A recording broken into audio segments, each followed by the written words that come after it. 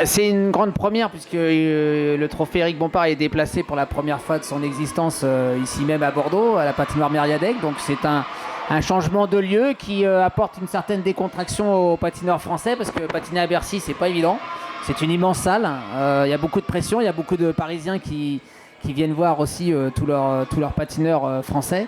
Et c'est vrai que là, on voit qu'il y a quand même une bonne organisation. On aimerait voir peut-être des tribunes un peu plus remplies, mais comme c'est un événement qui se déplace exceptionnellement ici, je pense que les Bordelais ne sont pas habitués en fait à avoir un événement live de cette importance, qui est quand même une des compétitions majeures du Grand Prix de patinage. Et je pense que si on revenait là régulièrement, je pense qu'il n'y aurait pas de mal à remplir. C'est un événement qui a de la gueule. C'est peut-être depuis 15 ans, c'est la première fois que je revois Mériadec en configuration compétition nationale ou internationale, parce que quand nous on vient faire des spectacles ici, il y a toujours la grande tribune qui bouffe la moitié de la patinoire et on a une toute petite patinoire pour s'exécuter.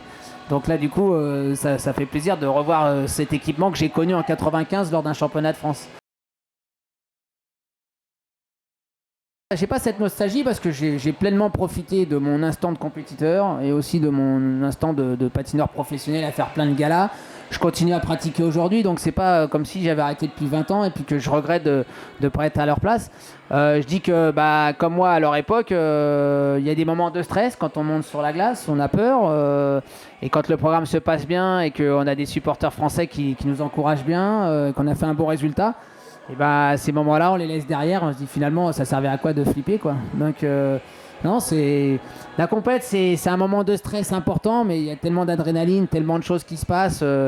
Voilà. Alors, quand on patine en couple, je pense que c'est encore plus impressionnant parce qu'il faut être concentré à deux en même temps, réussir à deux en même temps.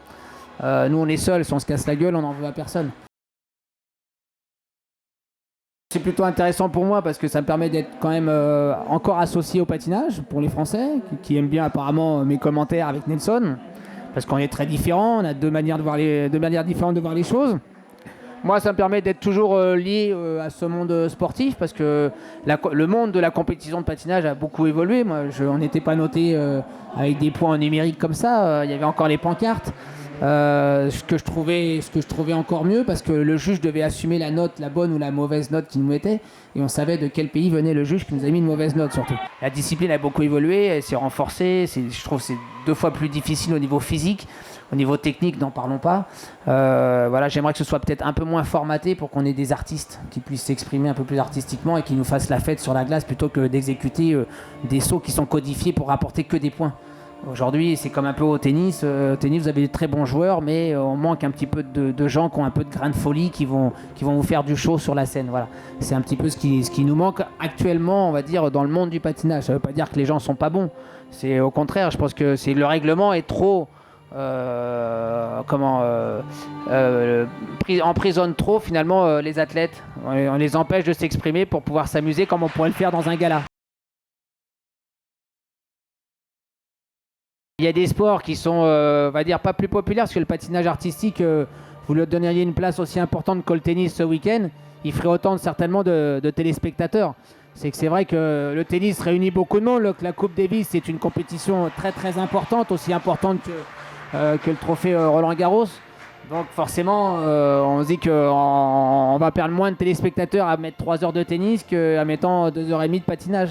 L'inconvénient chez nous, c'est que le patinage, il y a 4 disciplines qui sont assez diversifiées les unes des autres, mais elles se succèdent dans le temps. Donc je pense que les décideurs ont peut-être un petit peu plus de peur on va dire, à diffuser 3h30 de patinage d'affilée par rapport au tennis. Voilà. Et on est sur un événement qui est vraiment national, alors que le trophée Bompard, même si c'est une compétition très importante dans le circuit international du patinage, n'a pas encore cette image auprès du public français et surtout du diffuseur.